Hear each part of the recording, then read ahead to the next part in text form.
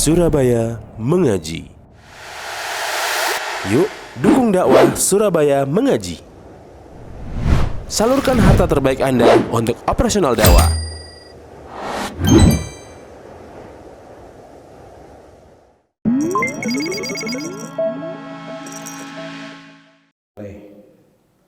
Kama yuhibbu rabbuna wa yarda wa usalli wa usallim ala nabiyyina al-karim Muhammadin wa ala alihi wa ashabihi wa man tabi'ahum bi ihsanin ila yaumiddin.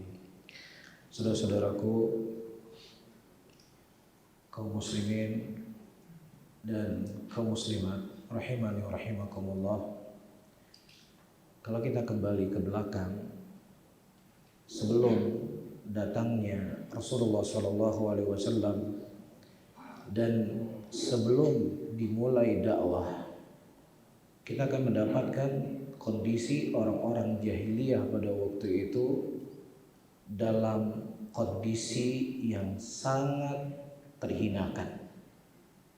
Apakah keterkaitan antara hubungan mereka dengan Allah Subhanahu wa taala ataukah keterkaitan antara hubungan mereka dengan manusia? Kalau kita berbicara tentang hubungan mereka dengan Allah, jelas banyak sekali kriminalitas yang mereka lakukan di dalam bentuk perendahan kepada Allah Subhanahu wa taala. Di tempat yang paling mulia, di Ka'bah, yang seharusnya menjadi syiar-syiar tauhid di tempat tersebut, justru di zaman jahiliyah banyak berhala-berhala yang disembah selain Allah Subhanahu wa taala. Nah, begitu juga mengenai kehidupan manusia. Orang-orang yang mereka lemah itu semakin tertindas. Orang yang memiliki kekuatan itu semakin memiliki kekuatan totalitas. Bahkan di zaman tersebut anak-anak wanita yang lahir itu dibunuh. Jadi kalau hari ini kita melihat kekejaman orang-orang Yahudi, orang-orang Zionis dalam memerangi muslimin, dan di zaman jahiliyah ada di antara perkara-perkara tersebut yang mereka lakukan. Mengubur anak perempuan hidup-hidup. Allah Subhanahu wa taala menceritakan dalam Al-Qur'an Al-Karim, wa idza busyira ahadum bil untha dhalla wajhu muswadda. Ketika datang khabar bahwasannya anak yang lahir itu perempuan, itu wajah mereka menjadi hitam legam karena malu. Dan kemudian datang Islam dengan dakwah yang rahmat. Rasulullah SAW memposisikan kedudukan wanita itu sama dengan kedudukan laki-laki, sama, kecuali dalam beberapa hal dibedakan. Sebagaimana kaidah disebut oleh para ulama, semua nas-nas yang menyebutkan tentang hukum berlaku untuk laki-laki, maka berlaku dalamnya perempuan. Tidak ada yang membedakannya, kecuali ketika di sana datang dalil yang mengkhususkan. Apa misalnya dalil mengkhususkan wanita itu tidak perlu untuk berangkat jihad, tetapi diganti jihad dengan haji, yang mana pahala haji itu sama seperti pahala mereka berjihad. Ini salah satu di antara sudut dakwah Islam itu membawa kepada kebaikan, yang menghilangkan kezaliman. Nah, demikian juga para hadirin dan hadirat yang dimuliakan oleh Allah, di zaman jahiliyah orang-orang yang punya harta, orang-orang punya uang banyak, mereka meminjamkan uang kepada orang yang membutuhkan. Pertama, mereka akan mengambil keuntungan dari pinjaman yang mereka berikan. Yang kedua, mereka akan mendenda siapa yang mereka terlambat dalam membayar hutang. Allah Subhanahu wa taala menyebutkan sistem ini dalam Al-Qur'anul Karim, ya ayyuhalladzina amanu la ta'kulur riba adhafan mudha'afa. Hai orang beriman, jangan kalian makan riba yang berlipat-lipat. Apa riba yang berlipat-lipat? Pertama, mereka memberikan pinjaman harus ada tambahannya. Yang kedua, kalau terlambat didenda lagi, seperti contoh yang saya sebutkan tadi. Ini praktek dilakukan oleh Abu Lahab, ini praktek dilakukan oleh Abu Jahal. Kemudian datang dakwah Islam, datang syariat Rasulullah sallallahu alaihi wasallam, datang dakwah, ya, dihapus hukum ini semuanya. Allah Subhanahu wa taala mengharamkan ini dan Allah menggantikan dengan cara yang lebih baik, dengan cara yang lebih manusiawi. Allah mengatakan dalam ayatnya, wa in kana dzu usratin fanadhiratun ila maisarah. Kalau seandainya seseorang itu punya kesulitan yang dia tidak mampu untuk membayar hutang, maka hendaknya diberikan kelapangan orang yang tidak mampu membayar hutang tadi. Dan kalau seandainya engkau memaafkan hutangnya, maka kata Allah Subhanahu wa taala itu sama seperti engkau bersedekah kepadanya. Jadi kalau kita berbicara tentang dakwah Islam, para hadirin dan hadirat, tidak hanya sebatas antara hubungan seseorang dengan Allah Subhanahu wa taala, tetapi ketika kita berbicara tentang indahnya dakwah Islam, kita akan berbicara tentang seluruh aspek kehidupan manusia. Sesuatu perkara yang kita anggap itu sepele, sesuatu perkara yang kita anggap itu enteng, sesuatu perkara yang kita anggap itu tidak ada hal yang besar, akan tetapi Islam memberikan sesuatu yang sangat istimewa yang menurut kita itu sepele. Dalam sebuah hadis, ada seorang laki-laki yang dia mati, yang dia tidak membawa apapun dari kebaikan kecuali hanya sedikit saja. Kemudian Allah Subhanahu wa taala bertanya kepadanya, "Ya fulan, apa yang telah kau lakukan dulu di dunia?" Kemudian kata laki-laki ini, "Saya tidak melakukan apapun dari kebaikan ya Allah, kecuali saya memiliki banyak harta, yang kemudian dari harta yang aku punya tadi aku berikan pinjaman kepada orang-orang.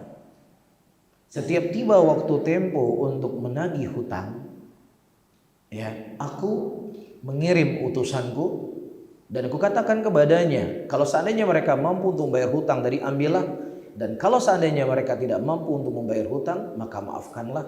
Semoga Allah Subhanahu wa taala memaafkan aku nanti kelak di yaumul qiyamah." Itu dia katakan kepada Allah. Kemudian Allah Subhanahu wa taala berkata kepadanya, "Dulu engkau telah memaafkan manusia, maka pada hari ini aku memaafkan engkau dan aku masukkan engkau ke dalam surga." Ini adalah perkara yang secuil yang bisa kita sebutkan, para hadirin dan hadirat yang dimuliakan oleh Allah, akan indahnya dari dakwah Islam itu sendiri, akan indahnya syariat yang dibawa oleh Nabi Muhammad sallallahu alaihi wasallam. Dan terlebih Allah Subhanahu wa taala telah menyebutkan ayat yang sangat banyak dalam Al-Qur'anul Karim yang menunjukkan akan kemuliaan dari dakwah. Iya.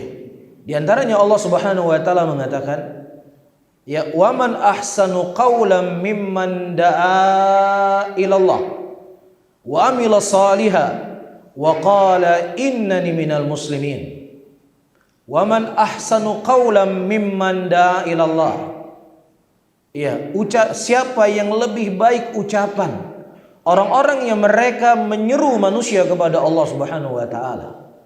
Sehingga para ulama mengatakan tidak ada satupun ucapan yang paling mulia di muka bumi ini yang seseorang berbicara dengannya kecuali dia mengajak manusia kepada Allah Subhanahu wa taala. Dan ini para hadirin dan hadirat yang dimuliakan oleh Allah Subhanahu wa taala, tidak dibatasi manusia-manusia tertentu. Ini tidak dibatasi hanya para ulama. Ini tidak dibatasi hanya para kiai. Ini tidak hanya dibatasi para ustadz. Antum punya anak, antum punya istri, ajak mereka menjaga sholat 5 waktu, ajak mereka untuk patuh kepada Allah, menjauhi dosa, menjauhi maksiat. Maka ucapan yang antum keluarkan dari lisan-lisan antum itu adalah ucapan yang paling terbaik. Siapa yang menyampaikannya? Allah tabaraka wa ta'ala. Wa man ahsanu qawlan mimman da'a ila Allah. Siapa yang lebih baik ucapannya dari orang-orang yang mereka menyeru kepada Allah Subhanahu wa taala. Dan juga perkara yang kedua yang disebutkan oleh para ulama, bahwasannya selama umat ini mereka menegakkan amal ma'ruf dan mencegah kemungkaran, maka mereka akan menjadi umat yang paling terbaik di muka bumi ini. Allah Subhanahu wa taala mengatakan dalam Al-Qur'an, "Kuntum khaira ummatin ukhrijat linnas, ta'muruna bil ma'ruf wa tanhauna 'anil munkar."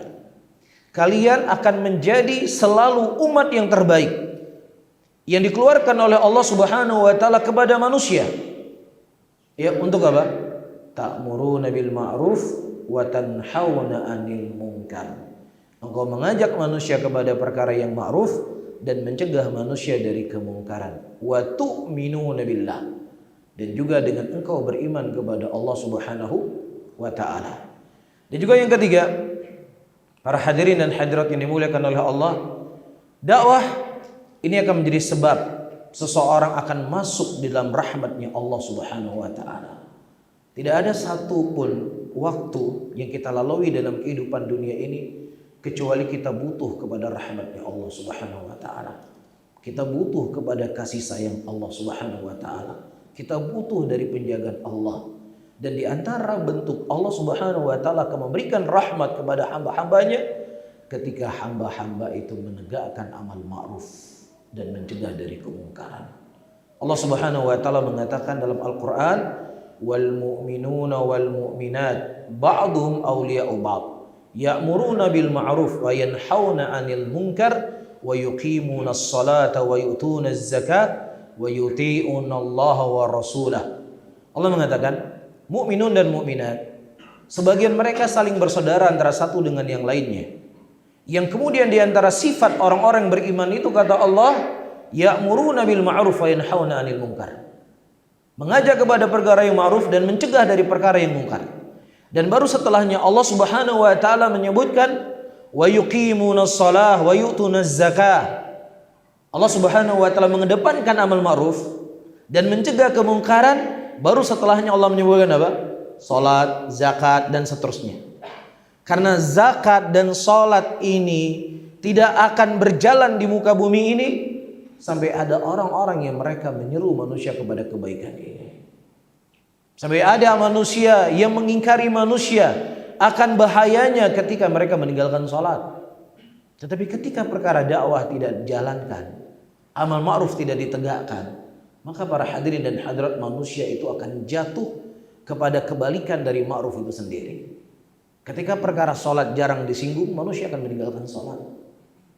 Ketika perkara syirik tidak pernah dibahas, manusia akan terjatuh dalam kesyirikan. Ya, sebagaimana disebutkan oleh Imam Bukhari dalam sahihnya, ya, Abdullah bin Abbas radhiyallahu taala anhu menceritakan tentang orang-orang saleh, ya, yang hidup di kaum Nabi Nuh alaihissalam.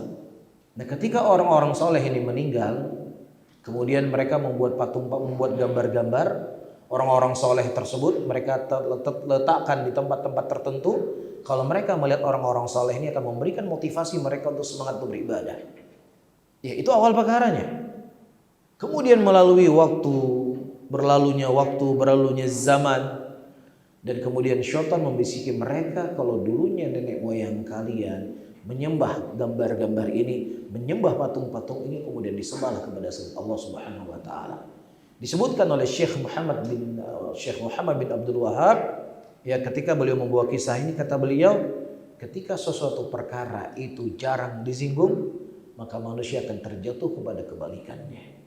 Ketika permasalahan tauhid akan bahayanya kesyirikan itu tidak disinggung, maka manusia akan terjatuh ke dalam kesyirikan. Nah, begitu juga dengan sholat tadi, begitu juga dengan puasa tadi, begitu juga dengan zakat tadi.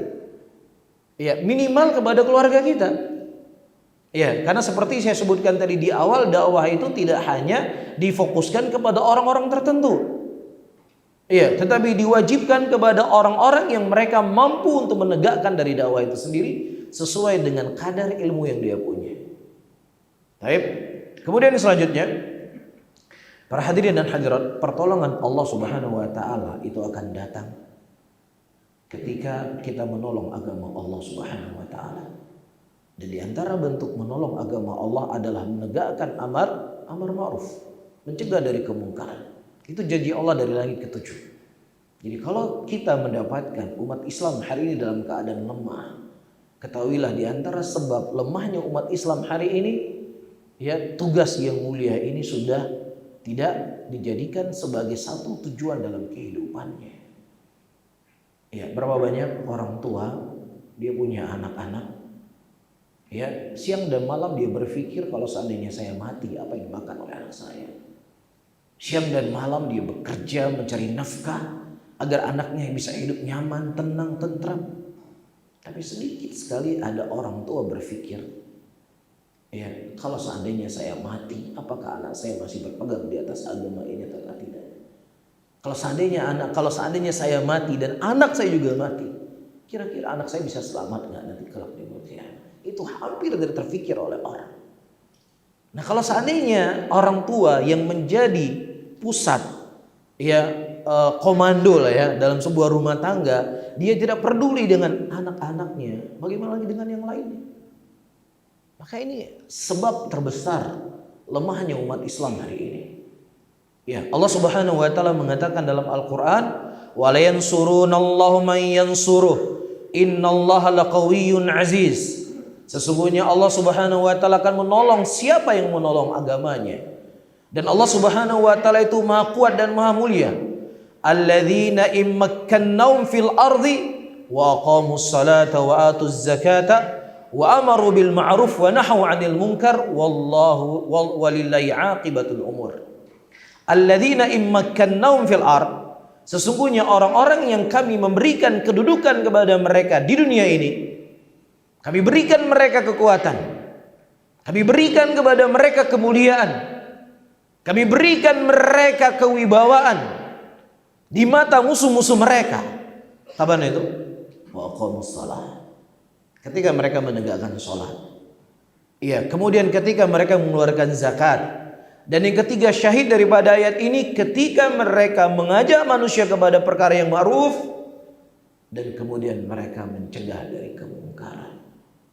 Dan perkara ini para hadirin dan hadirat yang dimuliakan oleh Allah itu sangat kental. Ya, di zaman Nabi Muhammad SAW, hal-hal yang sepele, hal-hal yang kecil di mata kita ya, itu besar di mata Rasulullah SAW dan para sahabatnya. Ya, ini misalnya antum ngaji di Masjid Burhan. Baik. Kemudian si fulan, si alan yang biasanya ikut kajian itu nggak kelihatan. Sehari, 2 hari, 3 hari, 4 hari, dari sekian banyak kajian dia nggak hadir. Pernah nggak antum berpikir kemana dia ya? Coba saya hubungi dia ya, coba saya telepon dia ya. Mungkin dia sakit atau mungkin dia punya masalah. Ya, hampir kan tidak ada kita berpikir demikian. Yang ada di kepala, mungkin dia sibuk, yang penting saya hadir kajian. Tidak ada di zaman Nabi seperti itu. Rasulullah SAW yang kita tahu kesibukannya itu sangat padat. Ya, jangankan kita berbicara tentang urusan keumatan, istri beliau 9. Pasti banyak hal-hal besar tanggung jawab di kepala Nabi Muhammad SAW. Tetapi ada sahabatnya yang tidak hadir di pengajian itu diketahui oleh Nabi, diketahui oleh Rasulullah. Dan Nabi SAW meminta kepada para sahabatnya untuk bertanya, kemana si fulan, kemana si alan? Itu ditanya oleh Rasulullah. Ya, diantaranya kisah Thabit bin Qais pada waktu itu. Para hadirin dan hadirat teman-teman semuanya, ada orang-orang musyrikin mendatangi Nabi Muhammad SAW pada waktu itu. Taib.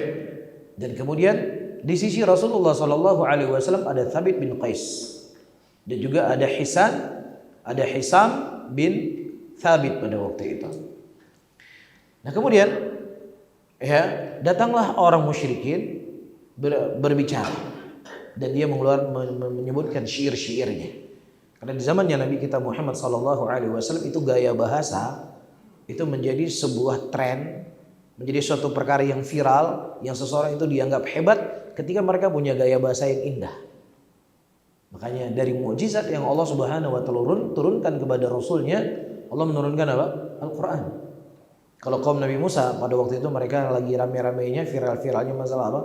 Masalah sihir. Allah datangkan mukjizat kepada Nabi Musa alaihissalam yang semisal dengannya untuk menghancurkan dari ya kesombongannya mereka. Nah di zaman Nabi SAW itu gaya bahasa. Sampai-sampai di zaman jahiliyah ada seorang laki-laki yang bernama Amr bin Qais. Nah Amr bin Qais ini dia seorang penyair hebat dan syair-syairnya itu ditempel di Ka'bah. Sampai-sampai disebutkan wanita yang hamil dia bisa meninggalkan suaminya. Ya, kemudian nikah dengan siapa? Amr bin Qais. Karena apa? fasihnya dalam berbicara. Ya, hebatnya dia mengeluarkan kalimat terpana manusia. Ya, karena memang sihir itu kan dibagi dua. Para ulama ketika membahas sihir, ada sihir yang ma'ruf yang itu bentuk kesyirikan, ada sihir yang itu bentuknya menjadi baik dan bisa menjadi jelek. Apa itu? Ucapan Nabi SAW, innal bayana la sihra. Sesungguhnya penjelasan itu adalah sihir. Nah, kalau seandainya seseorang menjelaskan sesuatu yang baik dan kemudian mengarah manusia kepada kebaikan, maka itu kebaikan. Tapi ketika seseorang berbicara dengan kejelekan, dengan kekufuran, dengan kemaksiatan, dia mengajak manusia dengan hebatnya retorikanya dia, maka itu menjadi dosa. Nah, Amr bin Qais ini salah satu dari tokoh-tokoh Quraisy pada waktu itu di zaman jahiliyah yang sangat hebat dalam berbicara. Nah, kita kembali kepada kisah yang saya sebutkan tadi. Nah, kemudian datang Thabit bin Qais yang pada waktu itu setelah dia si musyrik ini menyampaikan khutbahnya dan menyampaikan syairnya, kemudian Rasulullah memerintahkan Thabit bin Qais untuk menjawab syairnya mereka dan kemudian menjawab khutbahnya mereka. Nah, setelah mereka mendengar dari dua sahabat Rasulullah ini, syairnya hebat, berbicaranya bagus, kemudian kata mereka, ya khatibnya engkau lebih hebat dari khatibnya kami, dan syairnya engkau lebih hebat daripada syairnya kami. Nah, setelah dia mengucapkan kalimat tersebut, terjadi kegaduhan di situ, suara-suara yang muncul yang suaranya lebih tinggi daripada suara Nabi Muhammad SAW. Kemudian Allah Subhanahu wa taala menurunkan ayat ya ayyuhalladzina. Allah mengatakan dalam ayatnya la tarfu aswatukum fawqa sautin nabi. Jangan kau mengangkat suaramu di atas suara Nabi. Iya. Dan kemudian Thabit bin Qais pada waktu itu setelah turun ayat ini, beberapa hari beliau tidak hadir di majelisnya Rasulullah SAW. Ya, beliau pergi sholat kemudian pulang. Kapan waktu sholat beliau pulang. Ke masjid kemudian beliau pulang. Dan Nabi SAW bertanya, kemana Thabit bin Qais? Coba engkau cari, ada apa dengannya? Kemudian diceritakanlah Thabit bin Qais mengaku bahwasannya saya khawatir ayat yang Allah Subhanahu wa taala turunkan untuk saya. Karena saya yang pada waktu itu mendengar suara di atas suaranya Rasulullah sallallahu alaihi wasallam. Kemudian dilaporkan kepada Nabi Muhammad sallallahu alaihi wasallam dan Nabi berkata ayat itu tidak Allah turunkan kepada Thabit bin Qais, bahkan Thabit bin Qais adalah penghuni surga. Tapi ayat itu diturunkan oleh Allah kepada siapa? Musyrikin yang gaduh pada waktu itu di masjid bersama Nabi Muhammad sallallahu alaihi wasallam. Saya ingin saya sampaikan para hadirin dan hadirat, amal ma'ruf nahi munkar itu sangat kental di zaman itu. Makanya Allah memberikan kekuatan kepada mereka. Sanulqi fi qulubil ladzina kafaru ra'b bima asyraku billah ma lam yunzil bi sultana. Kami tanamkan rasa takut di hati-hati musyrikin. 1 bulan sebelum mereka bertemu dengan pasukan musyrikin. Sebelum mereka bertemu dengan pasukan muslimin, mereka sudah ketakutan. Nah, salah satu perkara yang menguatkan mereka tegaknya perkara yang saya sebutkan tadi. Dan juga hal-hal yang lainnya disebutkan oleh para ulama, para hadirin dan hadirat, dan semuanya itu akan menjadi berpahala. Semuanya itu akan menjadi baik, semua itu akan menjadi mulia ketika seseorang menyampaikan dakwah sesuai dengan aturan dan tuntunan yang diajarkan oleh Nabi Muhammad sallallahu alaihi wasallam. Seseorang tidak boleh dia mengajak manusia kepada perkara ma'ruf yang ma'rufnya menurut dia. Tidak boleh seseorang mencegah sebuah kemungkaran yang kemungkaran itu menurut dia tidak. Allah dan Rasulnya telah menentukan kepada kita dengan ketentuan yang sangat jelas dan sangat gamblang. Mana perkara yang ma'ruf dan mana perkara yang mungkar. Mana perkara yang harus kita ajak manusia kepadanya dan mana perkara yang kita harus mencegah manusia darinya. Allah Subhanahu wa taala mengatakan dalam Al-Qur'an, "Qul hadhihi sabili ad'u ila Allah ala basiratin ana wa man ittaba'ani wa subhanallahi wa ma ana minal musyrikin." Katakanlah Muhammad, sesungguhnya ini merupakan jalanku, ya, ad'u ila Allah, yang aku mengajak manusia kepada Allah Subhanahu wa taala. Jadi hal yang kita bahas tadi, tidak ada ucapan yang paling baik, tidak ada ucapan yang paling mulia melebihi daripada ucapan orang-orang yang menyuruh manusia kepada Allah. Maka itu semuanya dikaitkan, ya, jalan yang telah digariskan oleh Nabi Muhammad SAW. Qul hadhihi sabili ad'u ila Allah. Yang aku mengajak manusia kepada Allah ala basiratin, di atas ilmu. Dan orang-orang yang mereka mengikuti aku dari zaman Nabi Muhammad sallallahu alaihi wasallam sampai akhir zaman nanti, ya, mereka akan berjalan di atas jalan ini, jalannya Rasulullah sallallahu alaihi wasallam. Dalam ayat yang lain, sebagaimana diceritakan oleh Abdullah bin Mas'ud radhiyallahu taala anhu, suatu hari kata Abdullah bin Mas'ud, khatta lana Rasulullah sallallahu alaihi wasallam khattan biyadihi, thumma yakhutu khututan an yamini wa shimali. Suatu hari Nabi sallallahu alaihi wasallam menarik sebuah garis lurus kepada kami. Dan kemudian beliau menarik garis-garis yang sangat banyak, samping kiri dan samping kanan. Dan kemudian beliau berkata, wa anna hadha sirati mustaqiman fattabi'uhu wa la tattabi'us subula fatafarraqa bikum an sabili. Ya, katakanlah Muhammad, sesungguhnya ini merupakan jalanku yang satu. Jadi jalan yang disuruh oleh Nabi SAW kepada Allah, itu jalannya berapa? Jalannya satu. Jadi seseorang jangan melogikakan jalan menuju kepada Allah seperti jalan menuju ke Jakarta. Dari Surabaya mau ke Jakarta itu bisa melalui utara, bisa melalui selatan misalnya. Bisa melalui darat, bisa melalui laut. Bisa melalui udara, bisa melalui hutan. Kalau memang tujuannya dia ke Jakarta, lewat mana saja dia berjalan akan sampai. Nah begitu juga seseorang ingin berjalan menuju kepada Allah Subhanahu wa taala, selama niat dan tujuannya kepada Allah Subhanahu wa taala, dia akan sampai kepada Allah sebagaimana sampai dia ke Jakarta. Oh, tidak. Tidak bisa Anda melogikakan demikian. Iya, kenapa Anda tidak bisa melogikakan demikian? Rasulullah sallallahu alaihi wasallam sendiri sebagaimana yang diceritakan oleh siapa?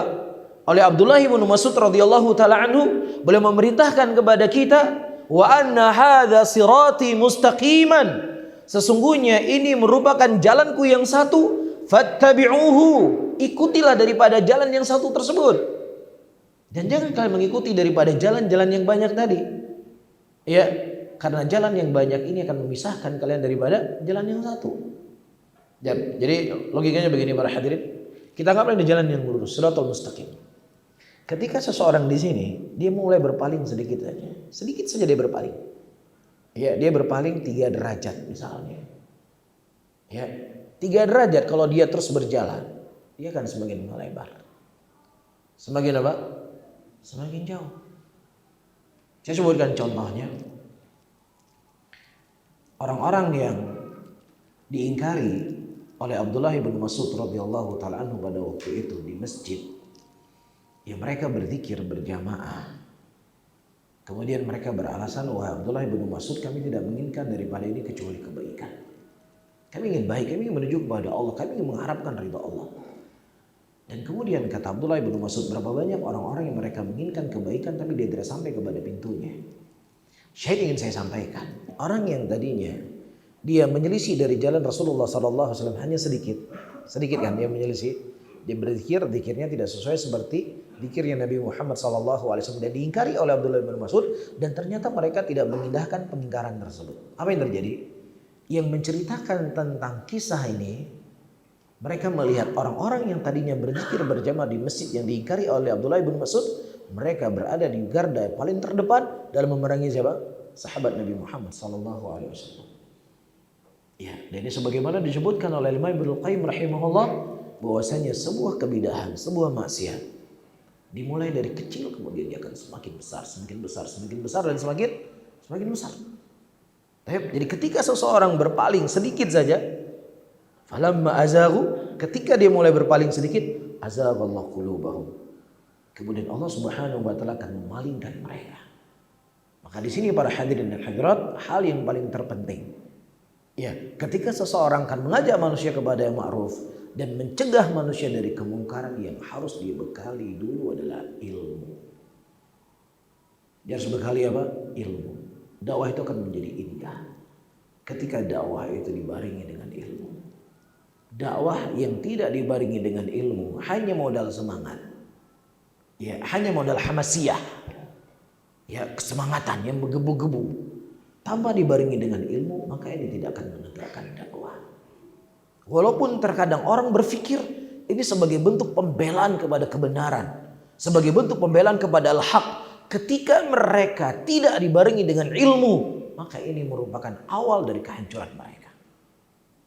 Orang-orang yang mereka mengepung rumah Utsman bin Affan radhiyallahu taala anhu, yang kemudian mereka membunuh Utsman bin Affan di rumahnya dalam keadaan beliau sedang membaca Al-Quran, 1000% mereka yakin apa yang mereka lakukan itu sebuah kebenaran. Yakin sekali mereka, gak ada keraguan sama sekali. Tetapi keyakinan mereka itu dibangun di atas kebodohan. Mereka punya data-data, mereka punya dalil-dalil, ya, mereka punya alasan, mereka punya argumentasi. Kenapa kami membunuh Utsman? Kenapa kami mengepung Utsman? Di antara argumentasinya mereka, teman-teman semuanya, Utsman bin Affan radhiyallahu taala anhu ini, kata mereka, argumentasi mereka, dia ini lari dari perang Uhud. Lah orang dalam keadaan sedang berkecamuk perang, kemudian lari dari perang, ini kan dosa besar. Kok bisa orang seperti ini jadi pemimpin? Iya. Yang kedua, perang yang pertama kali disyariatkan oleh Allah Subhanahu wa taala perang Badar. Di antara ternyata si Utsman ini nggak ikut perang Badar. Nah, sementara ada sahabat-sahabat Rasulullah SAW yang lainnya, yang mereka berjuang bersama Rasul, ikut perang Badar. Seharusnya dia yang lebih pantas menjadi khalifah. Kok orang ini yang jadi khalifah? Yang ketiga, Utsman bin Affan ini dia tidak ikut bai'at ridwan. Ya, ini bai'at yang paling terpenting. Ketika Rasulullah SAW umrah dengan para sahabatnya di Hudaybiyah, kemudian dihadang oleh musyrikin, kemudian Rasulullah mengambil bai'at di situ. Ini argumentasinya mereka. Ini alasan-alasan mereka. Ya, sehingga dengan itulah mereka ingin menegakkan keadilan, ingin menegakkan kebenaran, dan menghancurkan semua kebatilan. Di antara alasan mereka itu, dan sekian lagi alasan-alasan yang lainnya. Nah, apakah alasan mereka itu hal yang dibenarkan para hadirin? Diceritakan oleh Imam Bukhari rahimahullah dalam sahihnya. Ahlul fitan ini ya. Mereka menjumpai Abdullah bin Umar. Ketika mereka menjumpai Abdullah bin Umar, mereka bertanya, "Wahai Abdullah bin Umar, apakah benar Utsman bin Affan tidak ikut perang Uhud? Lari dari perang Uhud? Apakah benar Utsman bin Affan tidak ikut perang Badar? Dan apakah benar dia tidak ikut bai'atur ridwan?" Kemudian Abdullah bin Umar mengatakan, "Iya, dia lari dari perang Uhud, dia tidak ikut perang Badar, dan juga dia tidak ikut bai'atur ridwan." Setelah mereka mendapatkan penjelasan dari Abdullah bin Umar, mereka berkata, "Allahu Akbar, Allahu besar."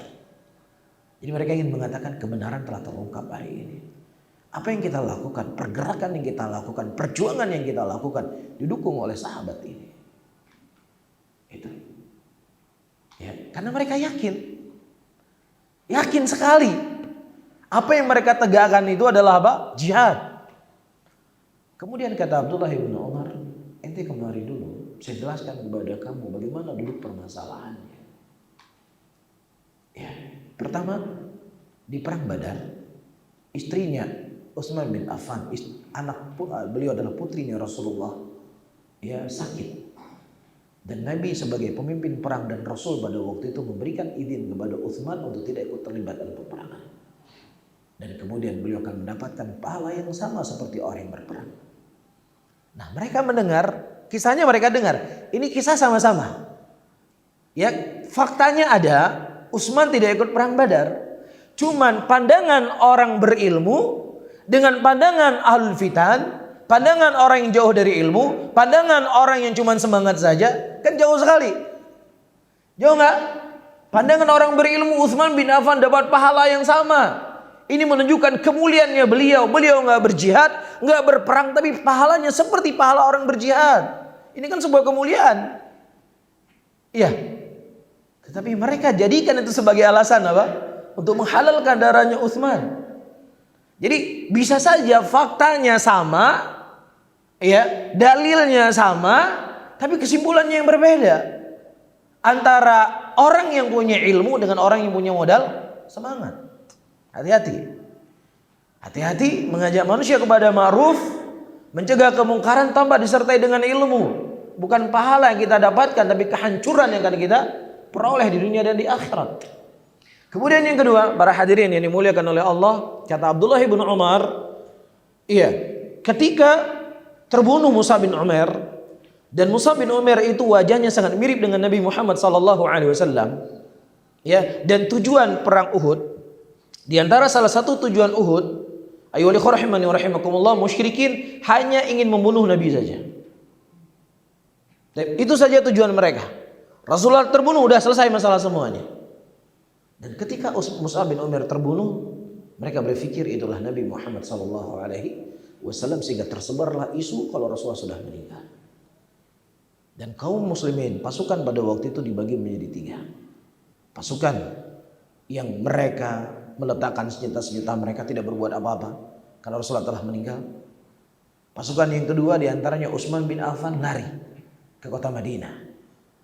Apalagi kita tunggu? Rasulullah sudah meninggal, musyrikin sudah semakin dekat, kita sudah dikepung. Apalagi mau kita tunggu? Beliau lari ke kota Madinah. Dan pasukan yang ketiga yang mereka masih melihat Nabi SAW masih hidup, mereka terus berjuang. Dan kata Abdullah bin Umar, Allah telah menurunkan ayat dari langit ke-7, memaafkan Utsman bin Affan dan siapa yang bersama beliau yang pada waktu itu lari dari perang tadi. Bedakan pandangannya kan? Pandangan orang berilmu dengan pandangan orang hanya modal semangat.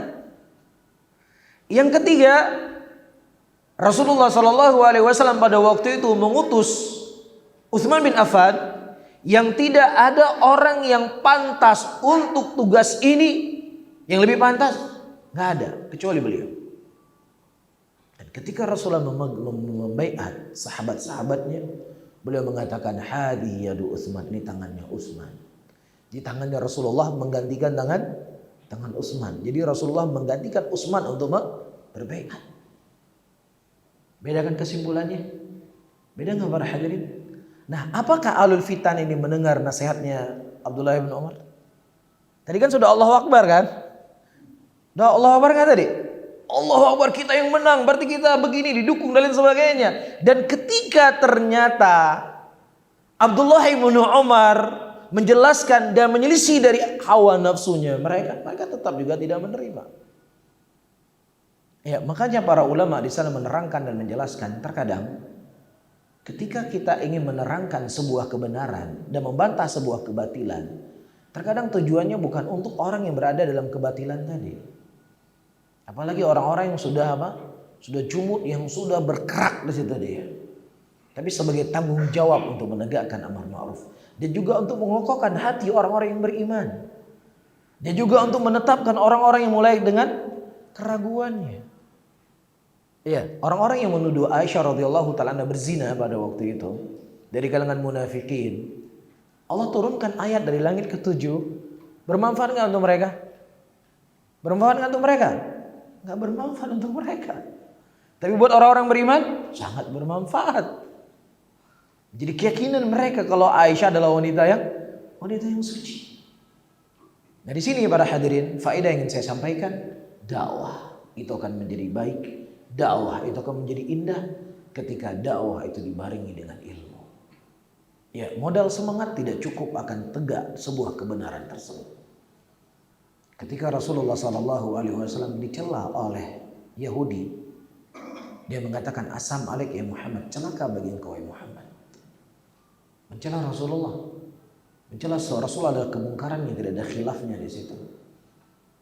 Ya, mencela kehormatan Rasulullah adalah kekufuran, dan yang melakukan adalah Yahudi. Kemudian Aisyah radhiyallahu taala anha mengatakan, alanat alaik wa sam alaik wa lanat alaik. Celaka bagimu dan lanat bagimu wahai Yahudi. Kemudian kata Nabi SAW, wahai Aisyah, enggak demikian. Cukup engkau mengatakan wa alaik, enggak perlu banyak-banyak.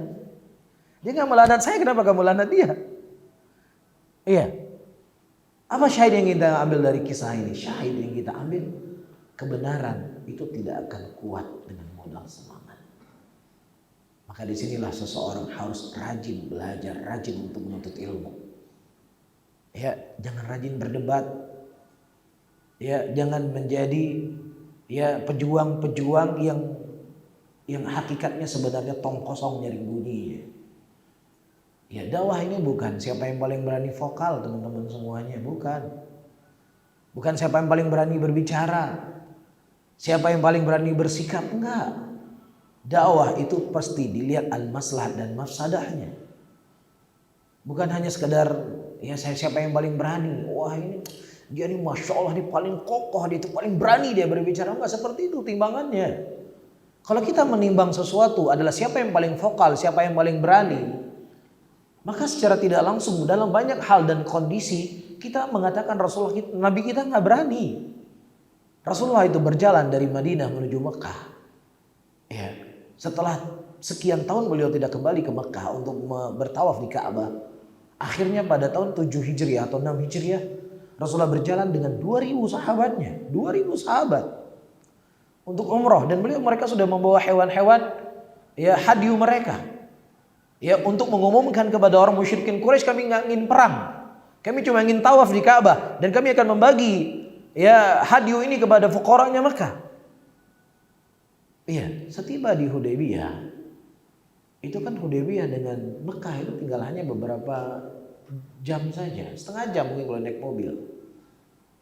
Iya, ternyata Rasulullah membuat perjanjian, yang perjanjian itu zahirnya merugikan kaum muslimin, kan seperti itu. Dan kemudian sampai-sampai Umar bin Khattab berkata, ya Rasulullah, kau benar Rasulullah atau enggak? Dan kau mengatakan kepada kami kita akan masuk kota Makkah, kenapa kita harus pulang sekarang? Ini ada 2000 orang, seakan-akan Umar ingin berkata ini ada 2000 orang ya Rasulullah. Kemudian para hadirin dan hadirat yang dimuliakan oleh kata Nabi, saya sebagai Rasulnya Allah, dan tidaklah saya membuat ini kecuali apa yang diputuskan oleh Allah Subhanahu wa taala. Dan aku tidak mengatakan kepada engkau wahai Umar kita akan masuk ke Mekah tahun ini. Aku mengatakan kita akan masuk ke Mekah bisa tahun depan, bisa 2 tahun lagi, bisa 3 tahun lagi. Nah Rasulullah kembali. Iya, Rasulullah kembali dengan para sahabatnya. Kalau berani beliau paling berani. Gak ada manusia di muka bumi ini yang paling berani, yang lebih berani dibandingkan Nabi Muhammad sallallahu alaihi wasallam. Ada keributan di kota Madinah pada waktu itu, ada keributan suara asing. Kemudian keluar para sahabat, ternyata Nabi sallallahu alaihi wasallam manusia yang paling pertama keluar pada waktu itu. Beliau manusia yang paling berani. Akan tetapi bukan hanya sekedar keberanian, bukan punya semangat, tapi sesuatu itu perlu lihat masalah dan mafsadah. Dan kembali Nabi Muhammad sallallahu alaihi wasallam ke kota Madinah pada waktu itu. Di antara poin-poinnya, orang-orang yang telah ditawan oleh Nabi sallallahu alaihi wasallam dari kalangan musyrikin harus dilepas, dan orang-orang muslimin yang mereka hijrah ke kota Madinah tanpa ada izin dari kerabatnya harus dikembalikan. Itu di antara poin-poinnya. Dan itu secara zahir sangat merugikan muslimin, dan jumlah mereka ada 2000 orang. Dan mereka kembali pada waktu itu ya, dan setelahnya mereka bukan hanya bisa tawaf di Ka'bah, tapi mereka bisa merebut kota Mekah dan menjadi kota Islam pada waktu itu, dan mengusir semua musyrikin dan sebagian mereka masuk Islam. Ini syahid yang ingin saya sampaikan, dakwah itu bukan hanya sekedar keberanian, tetapi dakwah itu harus ya dilihat sisi maslahat dan mafsadah, dan harus dibarengi dengan ilmu yang kuat dan ilmu yang kokoh. Ya. Kemudian kita azan dulu terus lanjut. Nanti baru sholat. Al-muadzin yu'adzin.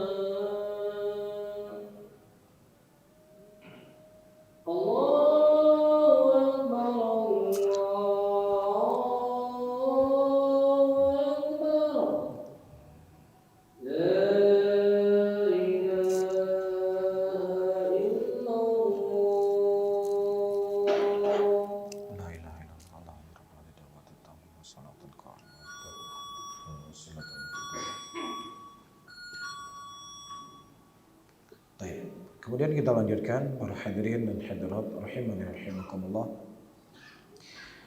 Tadi kita menyebutkan bahwasanya pentingnya dakwah itu disertai dengan ilmu yang kuat dan ilmu yang kokoh. Sehingga dengan ilmu itu seseorang akan bisa menimbang antara maslahat dan mafsadah. Dan juga di antara hal yang paling terpenting, seseorang di dalam dakwahnya itu bukan hanya sekedar mengikuti kemauan para mad'u. Bukan hanya sekedar mengikuti apa yang disukai oleh manusia. Bukan hanya sekedar mengikuti apa yang menjadi tren. Tetapi seseorang di dalam dakwahnya, dia harus mendakwahkan manusia kepada apa yang Rasulullah SAW mendakwahkan manusia kepadanya. Apa yang Rasulullah dakwahkan? Rasulullah mendakwahkan manusia kepada tauhid.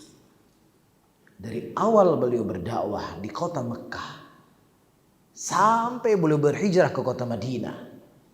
Bahkan sebelum meninggal Nabi Muhammad SAW, beliau juga tidak berhenti untuk mengingatkan manusia akan bahayanya kesyirikan kepada Allah Subhanahu wa taala. Ya, apa ayat yang pertama kali turun setelah Iqra bismi rabbikal ladzi khalaq? Masalah tauhid. Ya ayyuhal muddathir qum fa'anzir wa rabbaka fakabbir wa thiyabaka fatahhir wa rujza fahjur. Ya ayyuhal muddathir, wahai orang yang berselimut, kum fa'anzir, bangunlah dan berilah peringatan. Iya, dan Allah Subhanahu wa taala mengatakan apa setelahnya? Wa thiyabaka fatahhir, dan hendaknya wa thiyabaka tahhir qalbak, sucikan hatimu. Dengan apa disucikan hati? Hal yang paling akan mensucikan hati manusia adalah dengan tauhidullah. Jadi kalau disebut kitab Raqaiq, kalau disebut dengan tazkiyatun nafs, hal yang paling akan mensucikan hati dan jiwa manusia itu dengan tauhid kepada Allah, diajarkan akidah. Ini kitab yang paling bermanfaat untuk kesucian hati. Iya, jadi jangan sampai ahlu sunnah yang mereka berpaling dari asal dinul Islam yang mengajak manusia kepada tauhid, kemudian sibuk hal-hal yang itu bukan perkara yang sangat penting dalam agama. Ya, karena mengikuti kemauan orang. Karena melihat masa ini, kalau seandainya saya mendakwakan tauhid, ya bisa-bisa nih jamaah saya hilang. Apalagi kadang-kadang panitia atau DKM masjid sering ingatkan, gimana kalau kajiannya tauhid? Jangan tauhid Ustaz, jamaahnya nggak rame. Jangan tauhid Ustaz, nanti ngantuk. Jangan tauhid Ustaz, nanti jamaahnya nggak ada. Na'udzubillah. Iya, ini ucapan yang batil. Ini ucapan yang keji. Ini kita khawatir pemikiran ikhwani yang hanya ingin mengumpulkan manusia saja, bukan tujuan untuk dakwah.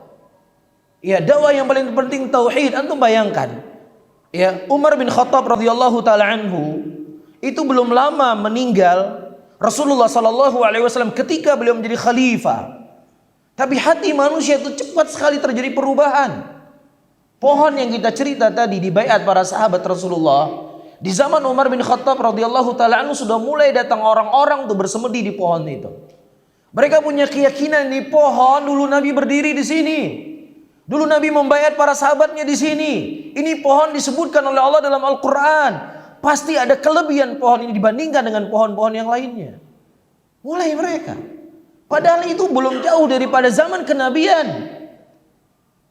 Iya, dan Umar bin Khattab juga nggak berhenti dalam mendakwakan tauhid.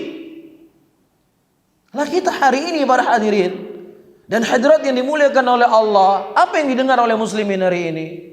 Di TV terkadang mereka mendengar para penceramah mengajak manusia kepada kesyirikan. Di radio mereka terkadang mendengar orang-orang mengajak kepada kekufuran. Di koran terkadang mereka baca jual jimat, jual santet, jual ini, jual itu. Dan belum lagi pada hari-hari tertentu terkadang ada orang-orang mereka rebut-rebutan tai kerbau. Tai kerbau jadi rebutan. Inilah kondisi masyarakat kita. Kemudian kita berhenti untuk mendakwakan tauhid. Kemudian ustaz nggak ada jamaahnya nanti kalau kita ngaji tauhid. Ya nanti jamaahnya sepi, nanti jamaahnya begini dan begitu. Na'udzubillah. Dakwah itu tujuannya adalah supaya kita bisa selamat dari nerakanya Allah. Iya. Dakwah itu tujuannya supaya kita bisa menegakkan syariat Allah, dan syariat Allah yang paling agung dan utama adalah tauhid kepada Allah Rabbul Alamin. Nabi SAW, ayyuhal ikhwah, ya, detik-detik sebelum beliau meninggal, beliau masih mengingatkan akan bahaya kesyirikan seperti saya sebutkan tadi. Di antara hadis yang disampaikan oleh Nabi, Allah beliau berkatakan, ya Allah, la tajal qabri wathanan yu'bad. Itu doanya Rasulullah. Ya Rasulullah, ya Allah, jangan kau jadikan kuburku sebagai sesuatu yang disembah selain Allah. Rasul khawatir dalam keadaan yang beliau tinggalkan Abu Bakar, Umar, Uthman, Ali, yang beliau tinggalkan sahabat-sahabat yang sudah dijamin masuk surga, yang sudah kuat Islamnya, yang sudah kuat akidahnya, yang sudah kuat akan pondasi Islam ini. Tapi bersama dengan itu Rasul khawatir. Sampai-sampai Nabi mengatakan, akhwafu ma akhafu alaikum asyirkul asghar. Sesuatu yang paling kukhawatirkan kepada kalian syirik kecil. Itu beliau berkata kepada para sahabatnya. Maka kekhawatiran Nabi inilah para hadirin dan hadirat, beliau terus mengingatkan manusia akan pentingnya tauhid dan bahayanya kesyirikan. Dan itulah yang dipraktekkan oleh para ulama kita. Ya, Arab Saudi, walaupun kita nggak mengatakan Arab Saudi 100% demikian, tetapi di antara semua negara-negara yang ada, dari negeri muslimin, tahu Saudi yang paling baiknya dengan segala apa yang ada di dalamnya. Tapi subhanallah, para ulama di sekolah mereka dengar tauhid, di TV mereka dengar tauhid, di radio penceramahnya ahlu tauhid, khutbah Jumat juga mengajak manusia kepada tauhid, di kampus-kampus tauhid, di ceramah daurah masyayikh. Itu masyayikh dari Riyadh terkadang pergi ke Madinah, isi daurahnya kitab usul salasah, qaidul arba, usul sita. Gak ada di sana di TV orang mengajak manusia kepada kekufuran, kesyirikan. Gak ada. Gak ada di sana para tukang dukun, tukang santet jadi penceramah agama. Gak ada. Tapi bersama dengan itu tauhid yang mereka bahas. Nah kita dengan kondisi dan keadaan hal ya muslimin hari ini seperti saya sebutkan tadi, antipati dengan pelajaran tauhid, nggak senang dengan pembahasan tauhid, nggak ada jamaahnya. Jadi panitianya salah, jamaahnya juga salah. Kok bisa? Perkara yang paling agung yang akan menguatkan kita menjadi seorang muslim sejati, kita nggak merasa penting hal tersebut. Ya Rasulullah SAW mengatakan dalam hadisnya, syirik itu tersembunyi kepada umatku, kata Nabi, itu seperti semut yang berwarna hitam berjalan di atas batu yang berwarna hitam di malam hari. Begitu tersamarnya perkara kesyirikan itu, samar. Iya, bahkan ada di antara sahabat Rasulullah pada waktu itu mereka mengatakan, masya Allah wa syi'ta, masya Allah wa syi'ta, ini kehendaknya Allah dan kehendaknya engkau ya Muhammad. Ada yang mengatakan demikian. Tapi di tengah-tengah mereka ada Rasulullah yang selalu mengingatkan mereka. Dan syirik kecil alal qul, sebagian para ulama di antara Syekhul Islam, siapa yang orang mati dalam keadaan dia berbuat syirik kecil dan dia belum sempat bertobat, pasti masuk neraka. Pasti masuk neraka. Yang membedakannya orang yang mati syirik besar di neraka selama-lamanya, orang yang mati syirik kecil itu dia pasti masuk neraka tapi akan diangkat ke dalam surganya Allah. Hanya Allah yang tahu berapa waktunya. Yang saya ingin tanyakan kepada saya dan antum semuanya, apakah antum sudah menjamin setiap WA yang antum WA, setiap ucapan yang antum ucapan, setiap omongan yang antum berbicara, selamat antum dari syirik kecil? Kalau seandainya antum menjamin antum bisa selamat dari syirik besar, apakah antum bisa menjamin bisa selamat dari syirik kecil? Ada sebagian sahabat nggak bisa membedakan antara masya Allah wa syi'ta dengan masya Allah thumma syi'ta. Dan sebagian riwayat menyebutkan wallahu alam sahih ataukah tidak, itu adalah Umar bin Khattab radhiyallahu taala anhu yang mengatakan masya Allah wa syi'ta. Ini perlu dilihat kembali. Tetapi hadis masya Allah wa syi'ta itu seharusnya sahih. Ada sebagian sahabat mengatakan ucapan seperti ini, namun di tengah-tengah mereka ada Rasulullah yang selalu mengingatkan mereka. Lah kita senangnya sama kajian-kajian, ya ibaratnya kajian laki-lakinya nggak suka. Apa kajian laki-laki? Ya tauhid, akidah, usul ahlus sunnah, pokok-pokok dakwah ahlus sunnah. Ini pengajiannya laki-laki. Itu pengajiannya para ulama di majelis-majelisnya mereka. Karena apa? Karena ini sesuatu yang balik mensucikan hati kita. Ya ayyuhal mudaththir kum fa'anzir wa rabbaka fakabbir wa thiyabaka fatahhir. Sucikan hatimu. Dengan apa disucikan hati kita? dengan tauhid, dengan akidah. Ya, jadi jangan sampai dakwah Ahlussunnah itu menjadi berubah warnanya karena untuk mengikuti audien, untuk mengikuti orang-orang yang hadir bersamanya, nggak pernah disinggung masalah tauhid, nggak pernah disinggung masalah akidah. Buat apa mereka rajin sholat? Buat apa mereka pakai cadar? Buat apa mereka rajin kajian? Ya kalau seandainya nggak ngerti tentang akidah dan pokok Ahlussunnati wal Jamaah. Ini poin. Setiap siapa saja antum baca buku para ulama, ketika mereka membahas tentang dakwatul Islam, yang mereka mulai adalah dakwatul tauhid. Karena disitulah kejayaan umat Islam. Wa'adallahu alladhina amanu minkum wa amilus shalihat la yastakhlifannahum fil ardi kama istakhlafal ladzina min qablihim. Dan Allah telah berjanji kepada orang beramal soleh dan orang-orang yang beriman akan diberikan kepada mereka kekuatan sebagaimana telah diberikan kekuatan kepada orang-orang sebelum mereka. Allah akan berikan kepada mereka keamanan. Allah Subhanahu wa taala akan mengokohkan agama mereka. Kapan itu? Ya'budunani la yusyriku bi syai'a. Ketika mereka semuanya beribadah hanya kepadaku, kata Allah, dan tidak menyekutukan aku dengan sesuatu apapun. Wahai Ahlussunnah, jangankan hilangkan sifat dan ciri dakwah Ahlussunnah. Antum yang ngaji di tahun 90-an, di tahun 2000-an, guru-guru kita, ustadz-ustadz kita, apa sih kajiannya? Apa sih kajiannya kira-kira? Tahun 90-an, antum yang ngaji tahun 90-an, 2000-an, itu kajiannya tauhid, tentang akidah, tentang usul Ahlussunnah. Ya, yang mana terkadang kajian-kajian itu sudah hilang di majelis-majelisnya para penuntut ilmu. Ya, makanya ketika terjadi fitnah, banyak yang cepat goncang. Karena apa? Itu tadi, gak ada pokok akidah dalam hatinya yang bisa menguatkan imannya. Ya, maka kita harus kembali mempelajari tauhid, mempelajari akidah. Karena ini adalah pokok dari dakwahnya para nabi dan dakwahnya para rasul. Dan para ulama mengatakan tidak akan ada keberkahan sebanyak apapun pengikutnya. Tidak akan ada keberkahan dalam sebuah dakwah ketika dakwah itu tidak disertai dengan tauhid. Ya, tidak disertai dengan akidah. Apapun pembahasan yang ingin kita bahas, selipkan masalah tauhid, selipkan masalah akidah. Syekh Muhammad bin Shalih Al-Utsaimin rahimahullah ketika ditanya kepada beliau, ketika misalnya kita ingin mendakwakan kepada tauhid, mendakwakan kepada akidah, takut manusia begini dan begini, kata beliau, kamu bahas dulu masalah apa? Masalah warisan. Yang orang-orang semua terima tentang waris. Kalau saya meninggal, di sebulan bagi sekian, sebulan bagi sekian, sebulan sebagian. Tetapi di tengah engkau mengajar warisan, engkau masukkan tauhid di situ. Engkau masukkan akidah, apapun pembahasan. Ya, nah kalau seandainya itu di Arab Saudi, yang kondisinya saya sebutkan tadi, dari TK sampai ke universitas, kurikulum sekolahnya adalah tauhid, akidah, Ahlussunnah, apalagi di tempat kita. Kan begitu? Karena bacaan-bacaan anak-anak kita nanti kisah Nyai Loro Kidul. Ya kisah Gatot Koco, ya kisah macam-macam kisahnya, kisah maling kundang. Ya, nah di sana itu pelajarannya pelajaran tauhid, tetapi itu yang ditanam oleh para ulama. Kemudian selanjutnya para hadirin dan hadirat, di antara hal yang paling terpenting juga yang akan menjadi indah sebuah dakwah, yaitu dakwah itu dengan lemah lembut. Allah Subhanahu wa taala mengingatkan nabinya Rasulullah sallallahu alaihi wasallam, laki-laki yang wajahnya tampan, menyenangkan untuk dilihat. Ya.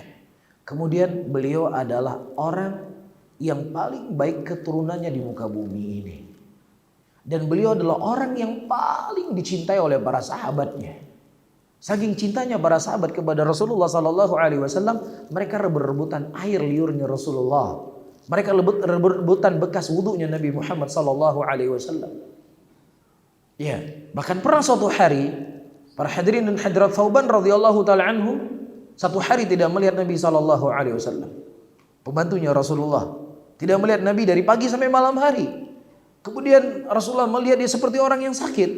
Rasulullah bertanya, "Kenapa engkau Thauban? Apa engkau sakit ya Thauban?" Kemudian kata Rasulullah, "Tidak, Rasulullah, aku tidak sakit ya Rasulullah, tapi aku rindu dengan engkau ya Rasulullah. Ya, aku tidak sanggup berpisah dengan engkau ya Rasulullah. Sehari aku tidak melihat engkau, aku tidak sanggup ya Rasulullah. Yang paling kukhawatirkan lagi ya Rasulullah, Ya, di dunia sesaat aku tidak melihat engkau, aku merasa gelisah. Bagaimana lagi kalau seandainya engkau meninggal ya Rasulullah, dan kemudian di kiamat kalau seandainya Allah menakdirkan saya masuk surga, engkau pasti akan berada di tempat yang paling tertinggi, dan sementara aku berada di tempat yang paling terendah. Dan kalau seandainya aku tidak masuk dalam surga, maka aku tidak akan pernah melihat engkau ya Rasulullah. Dan itu sangat berat buat saya ya Rasulullah. Dan kemudian Allah menurunkan ayat dalam Al-Quran, barang siapa yang seorang taat kepada Allah dan Rasulnya, maka Allah akan gabungkan mereka bersama dengan para nabi, para siddiqin, para syuhada, dan para rasulin. Dia baru menenangkan hati siapa? Thauban. Segini cintanya para sahabat kepada Nabi, tetapi bersama dengan itu Allah mengatakan apa? Fabima rahmatim minallahi lintalahum walau kunta faddal ghalidal qalbi lam faddu min haulik fa'fu anhum wastaghfir lahum wasyawwirhum fil amr. Daripada rahmatnya Allah subhanahu wa ta'ala kepada engkau ya Muhammad, Allah subhanahu wa ta'ala memberikan kelembutan kepada engkau. Kalau seandainya engkau bersikap keras, engkau bersikap kaku, maka niscaya manusia akan lari dari engkau. Perhatikan baik-baik. Rasulullah wajahnya itu menyenangkan, tampan, nasabnya yang paling terbaik seperti saya sebutkan tadi. Para sahabat cintanya mereka kepada beliau sangat luar biasa. Tetapi kata Allah, kalau seandainya engkau bersikap keras, mereka akan lari darimu. Lah kita bukan siapa-siapa. Wajah pas-pasan, kadang kelihatan angker. Kan begitu. Ilmu juga pas-pasan. Ya tapi ketika menyampaikan sesuatu kasar, bengis, gimana manusia mau terima? Rasul saya diingatkan oleh Allah dengan hal seperti kita sebutkan tadi.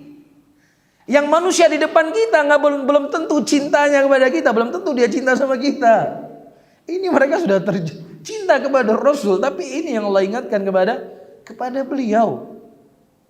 Bisa difahami ya?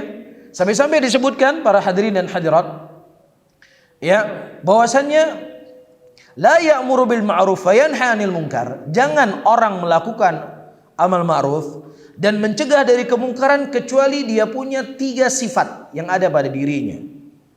Yang pertama, rafiqun bima ya'mur, rafiqun bima yanha. Yang pertama, dia harus punya kelembutan dalam apa yang dia perintahkan. Dia harus punya kelembutan dari apa yang dia larang. Dia harus punya keadilan apa yang dia perintahkan, dan juga dia harus adil dari apa yang dia larang.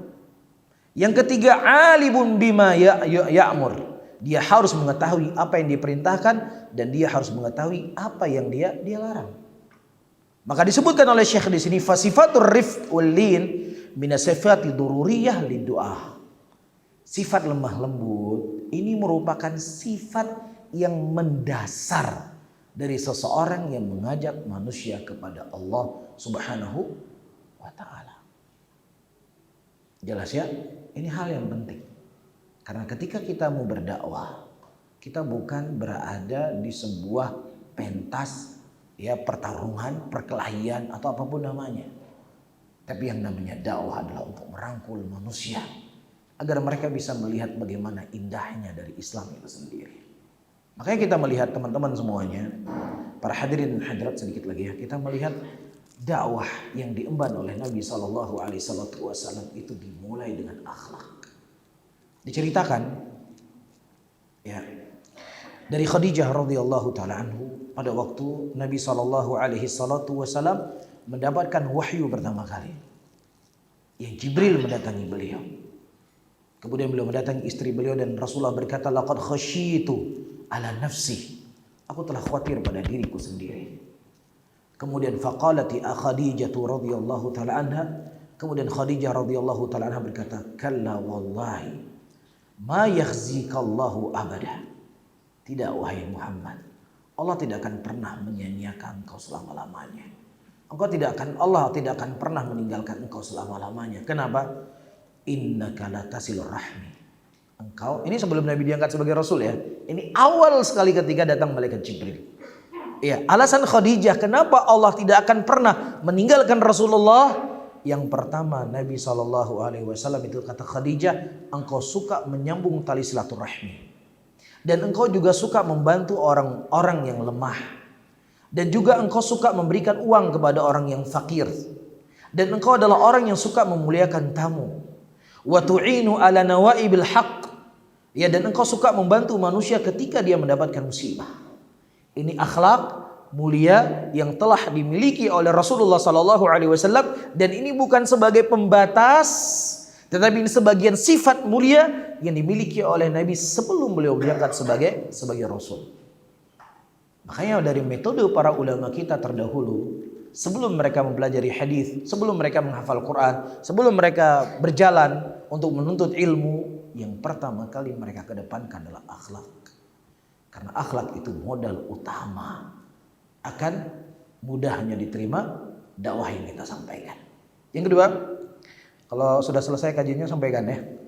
Soalnya ada beberapa poin lagi. Yang selanjutnya, para hadirin dan hadirat, saya sebutkan beberapa contoh di sini.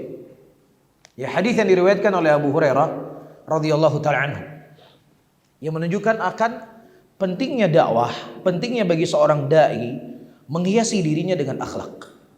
Ba'athan Nabi sallallahu alaihi wasallam khaylan qabla Najd. Fajad bi Thumamah bin Uthal.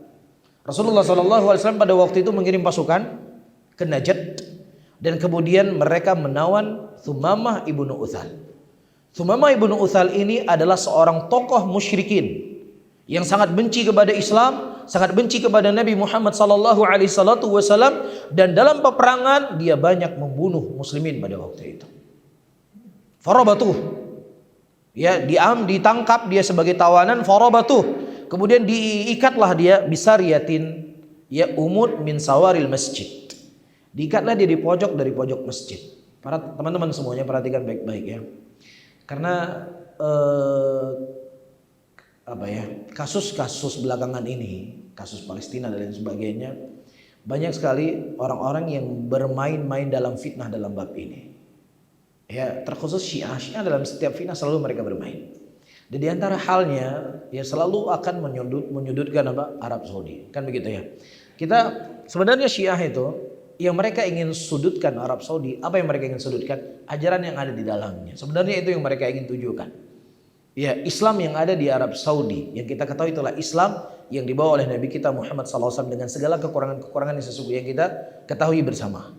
Akan tetapi para hadirin dan hadirat, mereka punya niat-niat yang sangat jelek. Apa saja yang terjadi di Arab Saudi, sekecil apapun itu pasti akan dibesar-besarkan. Yang tujuannya adalah untuk, ya, meragukan keislaman yang datang dari Arab Saudi. Nah, di antara hal yang sering menjadi pembincangan para netizen, lah ini lihat Arab Saudi, mulai orang kafir masuk ke kota Madinah. Kalau orang memang pakai perasaan itu sangat mengena para hadirin. Ya, mereka, ya itulah modal semangat tadi, enggak disertai dengan ilmu. Bedakan antara kota Mekah dengan kota Madinah. Kota Mekah memang tidak boleh orang kafir masuk ke kota Mekah. Itu hanya khusus kepada kota Mekah. Ya, dan pemerintah Arab Saudi sampai hari ini mereka tetap masih ada jalan ketika mau masuk ke kota Mekah, kan jalan khusus orang kafir. Mereka nggak boleh masuk ke area Mekah. Adapun kota Madinah, Sumamah ini musyrik kafir, masuk ke mana? Ke masjid Nabi SAW, diikat. Kafir nggak Sumamah? Kafir. Diikat di masjid Rasulullah SAW di Raudhah.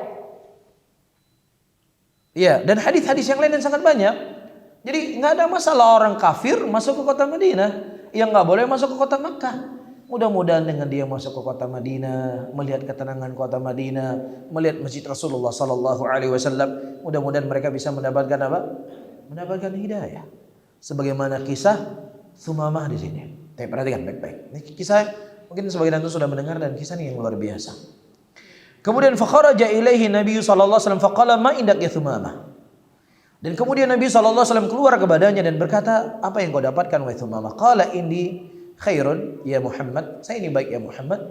In taqtulni nam taqtul dzadamin. Kalau engkau membunuhku, maka engkau membunuh aku akan terbunuh. Maksudnya aku manusia yang punya darah. Kalau engkau bunuh aku akan mati. Tapi kalau seandainya engkau memberikan nikmat kepadaku, maksudnya engkau ingin melepaskan aku dan engkau menginginkan harta dariku, maka aku berikan harta itu kepada engkau. Tapi kemudian Nabi SAW pergi dan tidak menjawab apa-apa.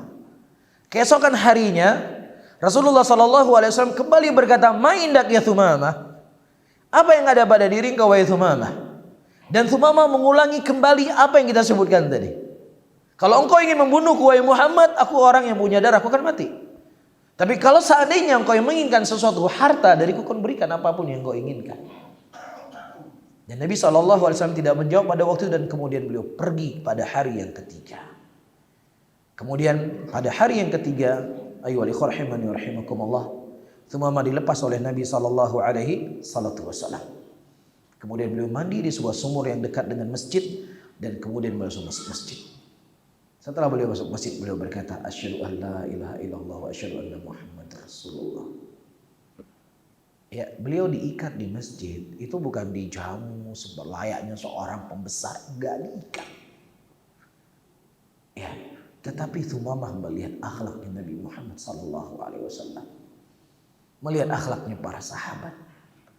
Rasulullah belum mendakwahkan beliau kepada Islam secara teori, tapi Rasulullah menampakkan inilah umat Islam. Inilah akhlak orang Islam. Ya, dia mengucapkan asyhadu an la ilaha illallah wa asyhadu anna Muhammad Rasulullah. Kemudian beliau berkata, ya Muhammad, wallahi ma kana 'alal ardi wajhun abghadu ilayya min wajhik. Demi Allah wahai Muhammad, tidak ada satupun wajah yang paling aku benci di muka bumi ini melebihi daripada wajahnya engkau. Faqad asbaha wajhuka ahabbul wujuh ilayya. Tapi hari ini wajah engkau adalah wajah yang paling aku cintai ya Muhammad.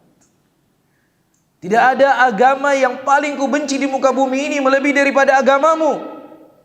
Tapi hari ini wahai Muhammad, agama Islam adalah agama yang paling aku cintai. Dan tidak ada negeri yang paling ku benci melebihi dari kota Madinah ini. Tapi hari ini negeri inilah negeri yang paling aku cintai. Subhanallah. Akhlak, ya, menjadi modal yang besar, ya, menjadi sebab hidayah. Dan berapa banyak orang-orang yang terkadang ikut kajian dengan kita, ikut komunitas kita, bukannya dia malah tambah semangat untuk belajar, malah lari. Karena apa? Karena apa yang kita pelajari kita tidak mengaplikasikan dalam kehidupan kita dari akhlak Islam itu sendiri. Kemudian kisah yang ketiga, para hadirin dan hadirat yang dimuliakan oleh Allah Subhanahu wa taala, Adi bin Hatim adalah seorang tokoh Nasrani pada waktu itu. Diceritakan, ya, rahaltu ila Rasulillah sallallahu alaihi wasallam fil Madinah. Aku pada waktu itu ingin mengunjungi Muhammad sallallahu alaihi wasallam, fadakhaltu alaihi wa fi masjidihi fasalamtu alaihi. Dan kemudian setelah aku tiba di kota Madinah, aku masuk dalam masjidnya beliau. Dia kafir, Nasrani. Masuk di masjid Nabi. Di mana masjid Nabi? Di kota Madinah. Ini juga di antara dalil menunjukkan bahwasanya orang kafir, musyrik boleh masuk ke kota Madinah dan boleh masuk ke Masjid Nabawi. Cuman ya qadarullah masyafa'al, kita netizen Indonesia ini semangatnya itu lebih tinggi daripada ilmunya. Jadi kalau nambahin foto orang kafir masuk ke kota Madinah, wah memang pula. Naudzubillah. Dia mencela celaan-celaan yang naudzubillah celaan tersebut. Yang semuanya itu akan menjadi hutang dia nanti kelak di yaumul qiyamah, akan ditagih di depan Allah Subhanahu wa taala. Iyadzubillah. Ini menunjukkan bahwasanya kebodohan itu sangat mematikan. Dan ilmu itu akan menjadi sumber sebuah kehidupan. Baik. Nah, kemudian para hadirin dan hadirat, fasalamtu alaihi faqala manir rajul. Ketika Adi bin Hatim mengabarkan salam kepada Rasulullah kebiasaan beliau selalu bertanya nama orang. Manir rajul? Faqultu Adi bin Hatim. Faqama Rasulullah sallallahu alaihi wasallam fantalaqa bi ila baitihi. Kemudian Nabi sallallahu alaihi wasallam berdiri dan kemudian mengajakku ke rumahnya. Fa wallahi innahu la amidun bi ilaih. Demi Allah aku condong kepadanya. Kenapa? Aku begitu tertarik dengannya. Aku begitu terinspirasi dengan Muhammad ini. Dalam keadaan ini Nasrani. Kenapa? It laqiyathu imra'atun dha'ifatun kabiratun. Ketika Rasulullah keluar dari masjid, tiba-tiba Nabi dihadang oleh seorang wanita tua renta. Berdiri Nabi, ngobrol dengan wanita tua renta tadi, waktunya lama.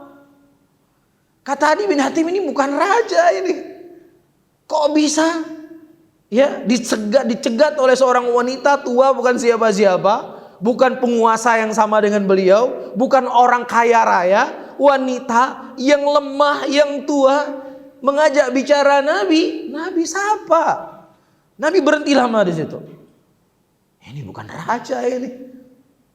Ini manusia biasa. Maksudnya manusia biasa, Rasul, tapi maksudnya enggak seperti dibayangkan. Ada pengawalan ketat, ya, dikawal ketat. Ya, tinggal di negeri aman. Ya, pengawalnya kadang lebih ketat dari presiden. Ya, itu nggak bisa ring 1, ring 2, ring 3, ring 4. Sulit itu menerobosnya, sulit untuk ngajak bicara. Ya mungkin orang-orang tertentu baru bisa bicara. Ya, kalau orang-orang biasa, mohon maaf, nggak ada waktu ini kita berbicaranya. Ini Nabi SAW, nenek tua, menjadi sebab apa? Adi bin Hatim, ya, begitu terkesima dengan Rasulullah SAW. Kemudian setelah beliau masuk ke rumah Rasulullah SAW, tiba-tiba, ya, Rasulullah punya bantal yang sudah sangat tua pada waktu itu. Dan kemudian bantal itu diberikan kepada Adi bin Hatim. Ya, Adi duduk kau di bantal ini. Enggak, engkau yang duduk ya Muhammad. Engkau yang duduk. Engkau lebih pantas. Engkau adalah orang yang dimuliakan di sini. Enggak, engkau duduk. Engkau sebagai tamu saya. Kemudian Adi bin Hatim mengatakan, ini bukan raja ini. Ini Rasul yang diutus oleh Allah Subhanahu Wa Taala. Kemudian Rasulullah belum berbicara tentang apa itu Islam. Rasulullah baru mempraktekkan sedikit daripada Islam itu sendiri. Kemudian Adi bin Hatim berkata, asyhadu an la ilaha illallah wa asyhadu anna Muhammadar Rasulullah. Subhanallah. Menunjukkan kepada kita bahwasanya akhlak adalah hal yang paling terpenting. Ya, sebelum hal yang lainnya ketika seseorang memulai dakwahnya. Kemudian selanjutnya, ya, menyampaikan kisah-kisah dan menyampaikan permisalan-permisalan ini diantara hal yang akan mengindahkan dakwah tersebut. Apakah antum menasihati anak antum, ataukah dalam sebuah ceramah atau apapun namanya. Karena ini merupakan thariqatul Quran. Al-Quran, ya, itu dalamnya ada ahkam, perintah, larangan. Dalam Al-Quran di dalamnya juga ada kisah. Ya, dan ini merupakan metode yang sangat baik. Makanya Nabi kita SAW dalam banyak majelis beliau menceritakan 3 orang terkurung dalam goa. Ya, terkadang Rasulullah menceritakan ini, terkadang Rasulullah menceritakan itu. Ini diantara hal yang penting di dalam seseorang menyampaikan dakwah. Kemudian selanjutnya, ya, seseorang ta'lifun nas bi badil mal. Ya, dalam dakwah itu bukan hanya sekedar yang kita sampaikan adalah materi teori tentang tauhid dan lain sebagainya, tetapi dalam dakwah juga harus dikedepankan apa? Harta. Ya, maksudnya kita memberikan harta kepada orang-orang yang kita harapkan dia bisa menerima Islam. Ya, dan ini dilakukan oleh Nabi SAW. Sebagaimana disebutkan dalam Sahih Muslim dari Jabir bin Abdullah radhiyallahu taala anhu, dikatakan masuk ila Rasulullah SAW syai'an qad faqala la. Hampir tidak pernah ada orang yang meminta kepada Nabi SAW sesuatu kecuali Nabi SAW akan memberikannya. Ya, sebagaimana diriwayatkan dari Nabi SAW, Rasulullah memberikan kepada Sofwan ibnu Umayyah pada pada hari Hunain 100 ekor kambing, kemudian ditambah 100, kemudian ditambah 100, jadi 300 ekor kambing. Ya, sehingga dia kembali kepada kaumnya. Ya, a'tani wa innahu la abghadun nas ilayya mimman fama baraha yu'tini hatta inilah habbun nas ilayya. Ya, kata Sofwan ibnu Umayyah yang tadinya dia musyrik, yang sangat benci dengan Nabi Muhammad SAW, ketika diberikan 300 ekor unta, beliau berkata, dia telah memberikan kepadaku 300 ekor unta yang tadinya dia adalah manusia yang paling aku benci, dan terus aku benci kepadanya sampai dia memberikan kepadaku 300 ekor unta tadi, dan kemudian dia menjadi orang yang paling kucintai. Dan disebutkan dalam riwayat yang lainnya, ketika Rasulullah SAW memberikan bantuan, ya, kepada mereka pada waktu itu, sebagaimana hadis yang datang dari Anas bin Malik, kemudian dia kembali kepada kaumnya. Mereka berkata, ya qaumi aslimu, wahai kaumku masuklah Islam, fa inna Muhammadan yu'ti ata'an man la yakhshal faqah. Wahai manusia, masuklah kalian dalam Islam, karena si Muhammad ini dia tidak takut sekali dengan kefakiran. Satu apa ibaratnya, kandang besar diberikan oleh Nabi SAW, yang memang di awalnya mereka masuk Islam dikarenakan harta tadi, tapi setelah dia mempelajari Islam, mengenal Islam lebih dalam, maka dia tidak lagi mencintai Islam karena harta tadi, tapi dia mencintai Islam itu karena Islam yang keagungan yang ada di dalamnya. Dan ini metodenya Nabi kita Muhammad SAW. wasallam. Jadi kadang-kadang kalau kita syirik-syirikin orang terus, bidah-bidahin orang terus, memang sebuah hal yang harus kita lakukan. Ya, nggak ada manfaat yang didapatkan misalnya kajiannya masalah syirik, kajian masalah itu hal yang penting. Tapi dari sisi lain, parkirnya macet, jalan orang nggak bisa lewat. Jadi nggak ada manfaat yang didapatkan oleh manusia terkadang, oleh masyarakat. Maka di sini penting. Ya, ada kerjaan sosial yang harus dijalankan oleh teman-teman agar dakwah itu bisa mudah diterima sebagaimana metode Nabi kita Muhammad sallallahu alaihi wasallam. Wallahu taala alam bisawab, karena waktu kita sudah habis dan mungkin kita akan menjawab 2 soal yang tentunya sebatas kemampuan yang saya ketahui dan saya tidak dibebani oleh Allah apa yang saya tidak ketahui. Ustaz, bagaimana menasihati ikhwan yang sudah kenal sunnah tapi masih merokok? Anda sudah pernah menasihati tapi selalu ada alasan untuk tidak bisa meninggalkan rokok. Mohon jawabannya. Tapi pertama, para hadirin dan hadirat yang dimuliakan oleh Allah Subhanahu wa taala, hidayah itu adalah milik Allah Subhanahu wa taala. Hidayah itu murni milik Allah. Tapi kalau seandainya kita bercerita tentang logika, ya mana yang lebih mungkin untuk masuk Islam? Salman Al-Farisi radhiyallahu taala anhu atau Abu Thalib? Salman Al-Farisi itu berada di negeri yang sangat jauh dari Nabi dan dia dipingit oleh bapaknya menjaga Tuhannya api supaya nggak mati. Sementara Abu Thalib adalah pamannya Rasulullah yang sangat mencintai Nabi dan Nabi juga cinta kepada beliau dari sisi kerabatan. Dan Abu Thalib tahu persis bahwasanya agama yang paling benar adalah agama Nabi Muhammad sallallahu alaihi wasallam. Tahu persis.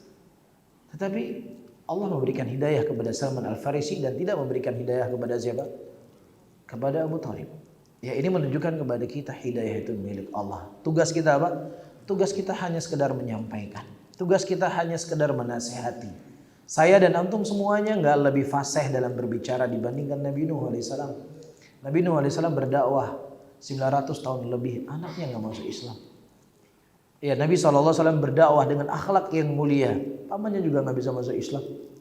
Abdullah bin Abbas mendatangi orang-orang Khawarij, sebagian kecil mereka masuk Islam, sebagian kecil mereka itu bertobat dan sebagian besar mereka tetap dengan fitnahnya. Tapi ini menunjukkan kepada kita manusia cuma sekedar menasehati.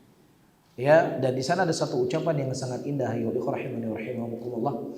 Ketika Imam Ahmad mengingkari sebuah kemungkaran, kemudian orang tersebut tidak mau mendengarnya dan ditanya kepada Imam Ahmad, ya, aku khawatir kalau seandainya aku semakin tekan dia, aku bukan lagi mengajak dia kepada Allah untuk meninggalkan dosa tadi, tapi aku sudah lebih kepada untuk menjaga egoku. Oh, ngomongan saya nggak diterima, ini harus dia terima ngomongan saya. Jadi lebih kepada pribadinya. Jadi hati-hati, kita cuma sekedar menasihati, mengingatkan, ya tidak lebih dari itu.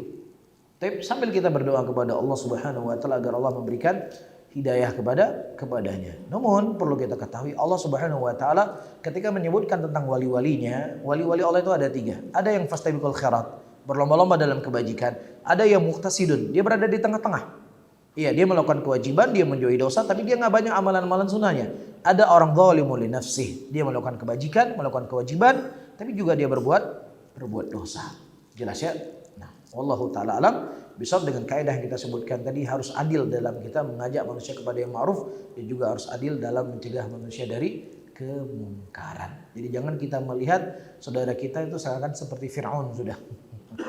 Tapi jangan lihat dia seperti Abu Lahab. Ya, karena belum meninggalkan rokok. Tetap ada rasa sayang kita dengan dia, menasihati dia, ya, dan itulah batas akhir kita dan kita tidak punya kemampuan lebih dari itu. Nah, wallahu a'lam bishawab. Ada lagi? Kalau tidak ada, saya tutup kajian kita di malam hari ini. Subhanallah wa bihamdika, asyhadu an la ilaha illa anta, astaghfiruka wa atubu ilaik. Wassalamualaikum warahmatullahi wabarakatuh. Allahu Akbar.